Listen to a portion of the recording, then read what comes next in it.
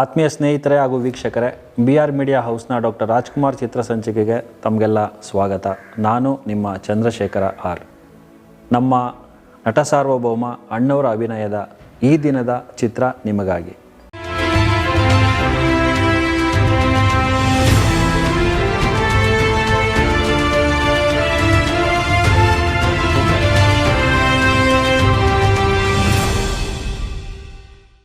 Kannada Kanteerava doctor Rajkumar ಅಭಿನಯದ 33ನೇ ಚಿತ್ರ Tejaswini. Panduranga productions ಅಡಿಯಲ್ಲಿ ತೆರೆಕಂಡ ತೇಜಸ್ವಿನಿ 1962ರಲ್ಲಿ ತೆರೆಗೆ ಬಂದಿದೆ. ಚಿತ್ರದ IMDb ರೇಟಿಂಗ್ 10ಕ್ಕೆ 8.8 ಹಾಗೂ ಇದರ ಕಾಲಾವಧಿ 134 ನಿಮಿಷ. ತೇಜಸ್ವಿನಿ ಚಿತ್ರದ ತಾಂತ್ರಿಕ ವರ್ಗ. ನಿರ್ದೇಶನ HLN ಸಿಂಹ, ನಿರ್ಮಾಣ ಪಂಡರಿಬಾಯಿ, ಸಂಗೀತ M ವೆಂಕಟರಾಜು ಹಾಗೂ ಛಾಯಾಗ್ರಹಣ R ಸಂಪತ್ ಮತ್ತು B ದೊರೈರಾಜ್. ಚಿತ್ರದ ತಾರಾಗಣದಲ್ಲಿ ವರನಟ doctor Rajkumar, Pandaribai, Rajashankar, Narasimharaju, KS Ashwath, Adavani Lakshmidevi, Rajashree, Chindodi Leela, NM Lakshmidevi, Ramadevi, Ramachandra Shastri, Dikki Madhavarao, Hanumanthachar, Ganapati Bhat ಮುಂತಾದವರು. ಶಿವಪ್ಪ ನಾಯಕ ಜನಾನುರಾಗಿ ಪಾಳೆಯಗಾರ ಹಾಗೂ ವೀರ. ತನ್ನ ಪ್ರಜೆಗಳ ಒಳಿತನ್ನೇ ಸದಾ ಚಿಂತಿಸುವ ಒಬ್ಬ ಉತ್ತಮ ಗುಣವುಳ್ಳ ವ್ಯಕ್ತಿ. ಒಮ್ಮೆ ನಾಗೇಂದ್ರನ ಸನ್ನಿಧಿಯಲ್ಲಿ ತೇಜಸ್ವಿನಿಯಾದ ಓರ್ವ ಕನ್ಯೆಯನ್ನು ನೋಡಿ ಮನಸೋಲುತ್ತಾನೆ. ಕೆಳಹಂತದ ಜಾತಿಯ ಹೆಣ್ಣು ತಾನೆಂದು ಆಕೆ ಹೇಳಿದರೂ ಸಹ ಪರಿಶುದ್ಧ ಮನಸ್ಸಿನವಳಾದ ಇವಳನ್ನು ನಾಗೇಂದ್ರನ ಸನ್ನಿಧಿಯಲ್ಲಿ ವರಿಸಿ ತನ್ನ ಅರಮನೆಗೆ ಕರೆತರುತ್ತಾನೆ. ಪತಿಯೇ ಪರದೈವವೆಂದು ತಿಳಿದಿದ್ದ ಈತನ ಮೊದಲ ಪತ್ನಿ ಪದ್ಮಾವತಿ ಇವಳನ್ನು ಸ್ವಂತ ತಂಗಿಯಂತೆಯೇ ಸ್ವೀಕರಿಸುತ್ತಾಳೆ. ಶಿವಪ್ಪ ನಾಯಕನ ತಮ್ಮ ರಾಮನಾಯಕ ತನ್ನ ಅಣ್ಣನ ಗುಣನಡತೆಗೆ ತದ್ವಿರುದ್ಧ. ಸ್ತ್ರೀಲೋಲ ಹಾಗೂ ಹಣದ ಮೇಲೆ ಮೋಹವಿರುವ ವ್ಯಕ್ತಿಯಾದ ಈತ ತನ್ನ ದುರ್ನಡತೆಗಳನ್ನು ಪೋಷಿಸಲು ರಾಜ್ಯದ ಖಜಾನೆಯಲ್ಲಿನ ಹಣವನ್ನು ಖಾಲಿ ಮಾಡುತ್ತಿರುತ್ತಾನೆ. ಪಕ್ಕದ ರಾಜ್ಯದ ಪಾಳೆಯಗಾರ ಪ್ರತಾಪ ನಾಯಕ ಈ ಸಂದರ್ಭವನ್ನು ಬಳಸಿಕೊಂಡು ಶಿವಪ್ಪ ನಾಯಕನ ರಾಜ್ಯದ ಮೇಲೆ ದಂಡೆತ್ತಿ ಬರುತ್ತಾನೆ. ವೀರನಾದ ಶಿವಪ್ಪ ನಾಯಕ ಅವನಿಗೆ ಶರಣಾಗದೆ ಅವನ ಮೇಲೆ ಯುದ್ಧ ಸಾರಿ ಹೊರಡುತ್ತಾನೆ. ಯುದ್ಧಕ್ಕೆ ಬೇಕಾದ ಅಪಾರ ಧನ ಸಂಪತ್ತನ್ನು ಈತನ ಪತ್ನಿ ರಂಗನಾಯಕಿ ಜನರ ಮನವನ್ನು ಗೆದ್ದು ಅವರಲ್ಲಿ ದೇಶಭಕ್ತಿಯನ್ನು ಉದ್ದೀಪನಗೊಳಿಸಿ ಸಂಗ್ರಹಿಸುತ್ತಾಳೆ. ಪ್ರತಾಪ ನಾಯಕನು ತನ್ನ ಬಳಗದವರಿಂದಲೇ ಕೊಲೆಯಾದ ಕಾರಣದಿಂದಾಗಿ ಶಿವಪ್ಪ ನಾಯಕನಿಗೆ ಈ ಯುದ್ಧದಲ್ಲಿ ಗೆಲುವಾಗುತ್ತದೆ.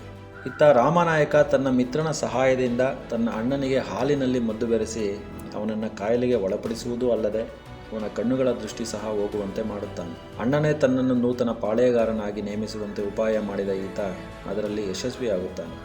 ಪ್ರಜೆಗಳನ್ನು ಪೀಡಿಸುತ್ತಾ ಅವರ ದನಕನಕ ವಸ್ತುಗಳನ್ನು ದೋಚಿ ತನ್ನ ಶೃಂಗಾರ ಲೀಲೆಗೆ ಬಳಸಿಕೊಳ್ಳುವುದೂ ಅಲ್ಲದೆ ತನ್ನ ಅತ್ತಿಗೆಯಾದ ರಂಗನಾಯಕಿಯನ್ನೇ ಮೋಹಿಸಲು ತೊಡಗಿದ ಈತ ಅವಳನ್ನು ಬಲವಂತಪಡಿಸುವ ಕಾರ್ಯದಲ್ಲಿ ತೊಡಗುತ್ತಾನೆ.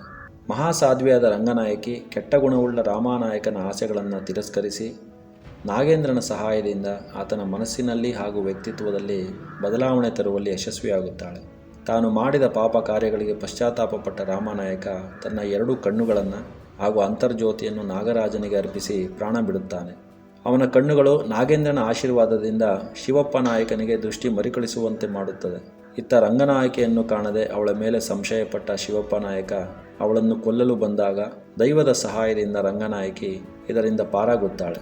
ತನ್ನ ಗಂಡನ ಮನಸ್ಸಿನಲ್ಲಿದ್ದ ಸಂಶಯ ತೊಲಗಿಸಿ ಆತನಲ್ಲಿ ನಿಜದ ಅರಿವು ಮೂಡುವಂತೆ ಮಾಡುವುದೂ ಅಲ್ಲದೆ ಪ್ರಾಣ ಕಳೆದುಕೊಂಡಿದ್ದ ತನ್ನ ಮೈದುನನಿಗೆ ನಾಗೇಂದ್ರನ ಸಹಾಯದಿಂದ ಪ್ರಾಣ ದೊರಕಿಸಿಕೊಡುವಲ್ಲಿ ರಂಗನಾಯಕಿ ಯಶಸ್ವಿಯಾಗುತ್ತಾಳೆ. ಚಿತ್ರದ ಕೊನೆಗೆ ಶಿವಪ್ಪ ನಾಯಕ ದಂಪತಿಗಳಿಗೆ, ರಾಮನಾಯಕನಿಗೆ ಹಾಗೂ ರಾಜ್ಯದ ಎಲ್ಲ ಪ್ರಜೆಗಳಿಗೆ ನಾಗೇಂದ್ರನು ಪ್ರತ್ಯಕ್ಷನಾಗಿ ದರ್ಶನ ನೀಡುವಲ್ಲಿ ಈ ಚಿತ್ರ ಸುಖಾಂತ್ಯಗೊಳ್ಳುತ್ತದೆ. ಚಿತ್ರದ ಪ್ರಸಿದ್ಧ ಗೀತೆಗಳು.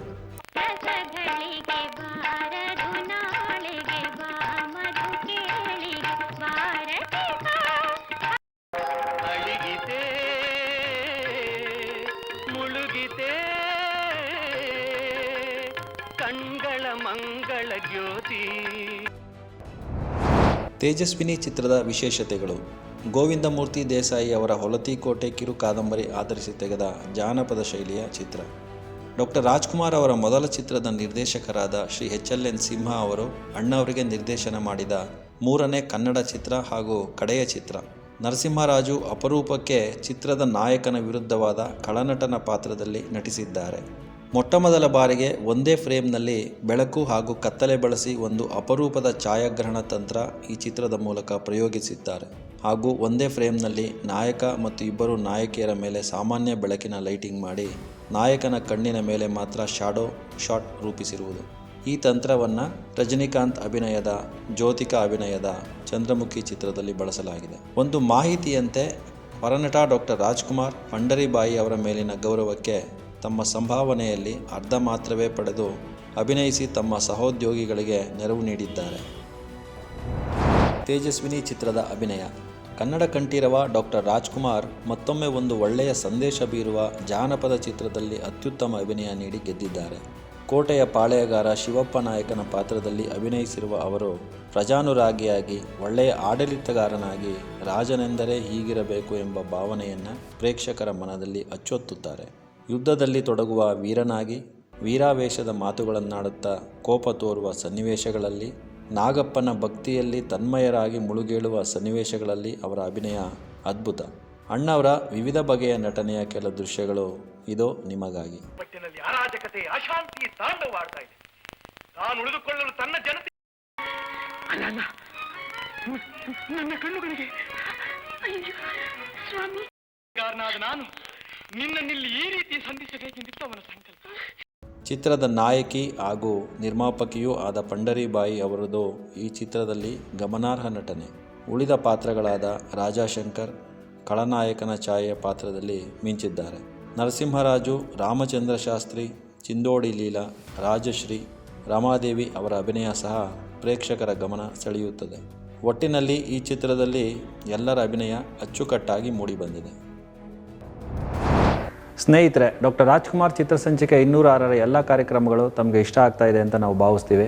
ನಮ್ಮನ್ನು ಪ್ರೋತ್ಸಾಹ ನೀಡೋ ನಿಟ್ಟಿನಲ್ಲಿ ತಾವುಗಳೆಲ್ಲ ದಯಮಾಡಿ ನಮ್ಮ ಕಾರ್ಯಕ್ರಮನ ಲೈಕ್ ಮಾಡಿ, ಶೇರ್ ಮಾಡಿ ಹಾಗೂ ನಮ್ಮ ಚಾನೆಲ್ನ ಸಬ್ಸ್ಕ್ರೈಬ್ ಮಾಡಿ.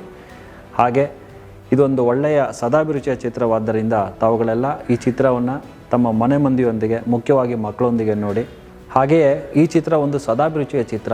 ಈ ಚಿತ್ರವನ್ನು ತಾವುಗಳೆಲ್ಲ ತಮ್ಮ ಮನೆ ಮಂದಿಯೊಂದಿಗೆ, ಮುಖ್ಯವಾಗಿ ಮಕ್ಕಳೊಂದಿಗೆ ವೀಕ್ಷಿಸಿ ಈ ಕನ್ನಡ ನಾಡಿನ ಸಂಸ್ಕೃತಿಯ ಭಾಗದಲ್ಲಿ ಒಂದು ಭಾಗಿಯಾಗಿ ಅಂತ ನಾವು ಮನವಿ ಮಾಡ್ತೀವಿ. ಮತ್ತೊಮ್ಮೆ ತಮ್ಮಗಳಿಗೆಲ್ಲ ನಮಸ್ಕಾರ.